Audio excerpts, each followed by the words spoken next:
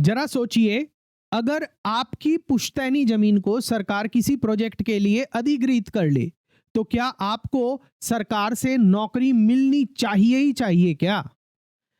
कई लोग सोचते हैं कि हमारी जमीन गई है तो बदले में हमें नौकरी भी मिलनी ही चाहिए।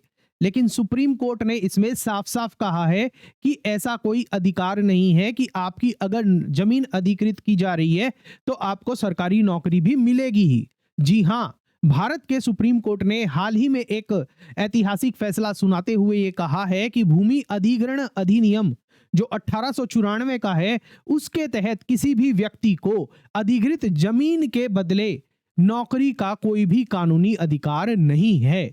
आज हम बात करेंगे इसी केस की। केस का नाम है संजय कुमार बनाम हरियाणा राज्य 2025 का। केस का नाम याद रखिएगा, संजय कुमार बनाम हरियाणा राज्य 2025 का ये केस है जो देश भर के जमीन मालिकों के लिए एक बहुत बड़ा सबक भी है। वीडियो के अंत तक बने रहिएगा क्योंकि आज हम समझने वाले हैं कि सुप्रीम कोर्ट ने ये क्यों कहा और कानून क्या कहता है और इस फैसले का भविष्य पर क्या असर पड़ने वाला है।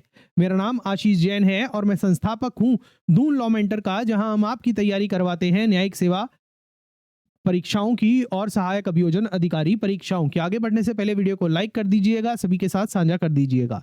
चलिए वीडियो को स्टार्ट करते हैं और स्टार्ट करते हैं सबसे पहले मामले की पृष्ठभूमि के साथ। मामले की पृष्ठभूमि के बारे में बात करें तो मामला यह है कि जो याचिका करता है संजय कुमार ने सुप्रीम कोर्ट में अपनी एक याचिका दायर की कि उनके परिवार की जमीन 1998 में अधिग्रहित की गई थी और अब उन्हें सरकार में एक नौकरी दी जानी चाहिए कि उनकी जमीन जो है 1998 में सरकार ने अधिग्रहण कर लिया था, उसका लैंड एक्वायर कर लिया था सरकार ने किसी परियोजना के लिए, तो अब उसे कोई सरकारी नौकरी दी जानी चाहिए। यहां पर एक दिलचस्प बात यह है कि संजय कुमार तो उस समय पैदा ही नहीं हुए थे जब जमीन उनकी अधिग्रहण की गई थी। साल 2025 में यानी कि लगभग 27 साल के बाद उन्होंने सरकार से यह मांग की कि उनके परिवार को संवेदना के आधार पर नौकरी दी जाए।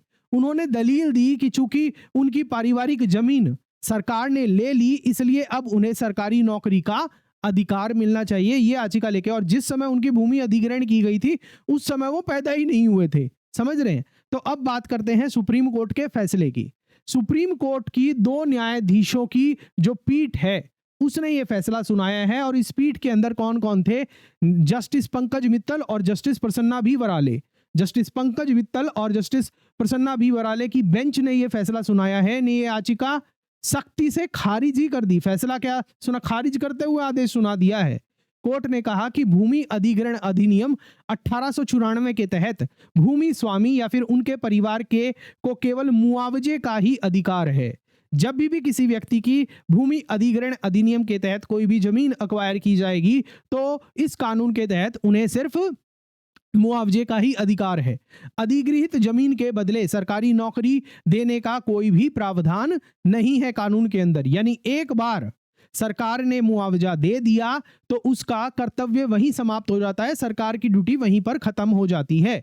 कोर्ट ने इस मामले के अंदर यह भी कहा कि अगर किसी समय कोई नीति पॉलिसी बनी भी हो जिसमें प्रभावित परिवारों को नौकरी देने की बात कही गई हो तो वो भी नीति कानून से ऊपर नहीं हो सकती। मतलब कि अगर सरकार ने कोई एडमिनिस्ट्रेटिव पॉलिसी बना ली है और उस पॉलिसी के तहत ये डिसाइड किया गया है कि हाँ भाई हम नौकरी भी दे देंगे, तो वो जो पॉलिसी बना भी गई है ना, तो वो भी इस भूमि अधिग्रहण कानून से ऊपर नहीं है। का भूमि अधिग्रहण कानून ही सबसे ऊपर है। मतलब पॉलिसी के तहत दे दिया तो अच्छी बात है, अगर सरकार देने से मना भी कर दे पॉलिसी बनाने के बाद, वादा करने के बाद भी, तब भी कोई आप उसको फोर्स नहीं कर सकते। आप ये वाली बात कह सकते हो। हाँ, हालांकि दूसरा प्रिंसिपल लग जाएगा, डॉक्ट्रिन ऑफ एस्टॉपल लग जाएगा, वो दूसरा एक मुद्दा है। मगर मैं आपको एक बात यहां पर कहना चाहूंगा कि यहां पर कोर्ट ने एक बात बोली है कि अगर कोई पॉलिसी बन गई है तो वो भी कानून से ऊपर नहीं है, वो भी भूमि अधिग्रहण कानून से ऊपर नहीं है, जिसमें साफ ये लिखा हुआ है कि अगर सरकार कोई भूमि अधिग्रहण करेगी तो सिर्फ मुआवजा देगी, उसमें नौकरी के कोई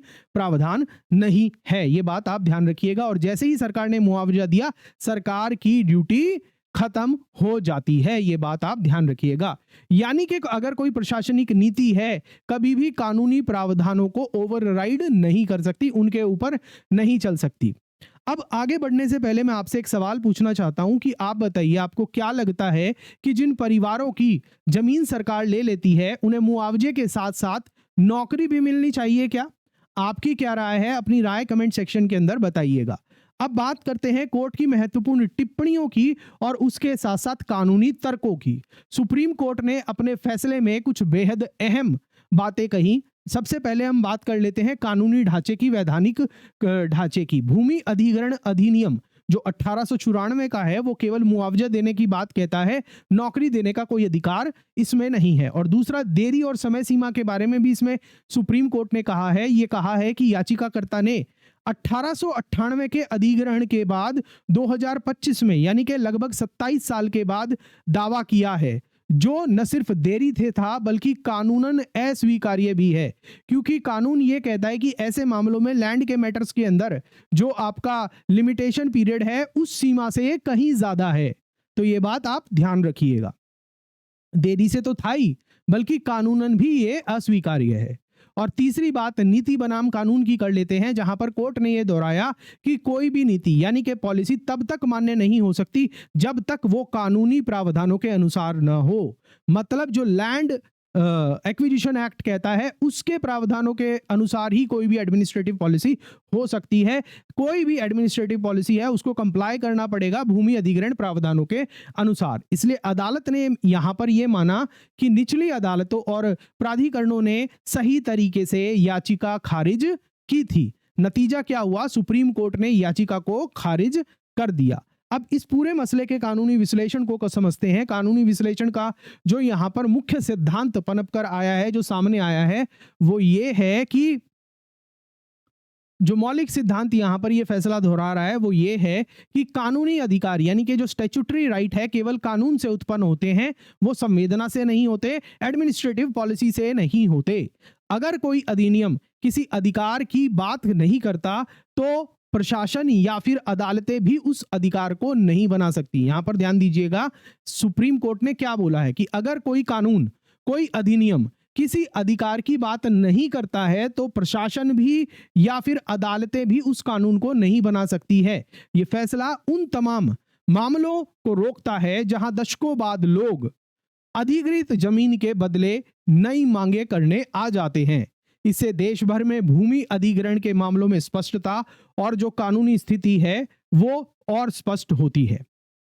अब हम अंत में अपने निष्कर्ष की तरफ चलते हैं। तो इस पूरे मसले का, पूरे मामले का सार यही है कि सुप्रीम कोर्ट ने इस मामले के अंदर साफ कहा है कि अधिग्रहित जमीन के बदले नौकरी का कोई अधिकार नहीं है और सरकार का दायित्व सिर्फ मुआवजे तक ही सीमित है। और तीसरा, कोई भी नीति कानून के प्रावधानों से ऊपर नहीं जा सकती है। अगर आपको ये वीडियो जानकारीपूर्ण लगी हो तो लाइक करिएगा, अगर पसंद नहीं आई है तो डिसलाइक कर दीजिएगा। चैनल को सब्सक्राइब करिएगा अगर ऐसे ही विश्लेषण और देखना चाहते हैं, और अपनी प्रतिक्रिया भी दीजिएगा कि आपको ये सेशन कैसा लगा, वो भी कमेंट सेक्शन के अंदर बताइएगा। कोई सवाल है तो वो भी पूछ सकते हैं आप। चैनल को सब्सक्राइब करके बेल नोटिफिकेशन ऑन कर दिएगा ताकि भविष्य में आने वाली सभी वीडियो की नोटिफिकेशन आपको जल्द से जल्द मिलती रहे। और अगर आप न्यायिक सेवा परीक्षाओं की तैयारी कर रहे हैं, सहायक अभियोजन अधिकारी परीक्षाओं की तैयारी कर रहे हैं, तो आप हमारी ऐप दून लॉ मेंटर के माध्यम से हमारे कोर्सेज के अंदर एनरोल कर सकते हैं, जुडिशरी और एपीओ कोर्सेज के अंदर। मिलता हूं मैं आपसे अगले वीडियो में। जय हिंद।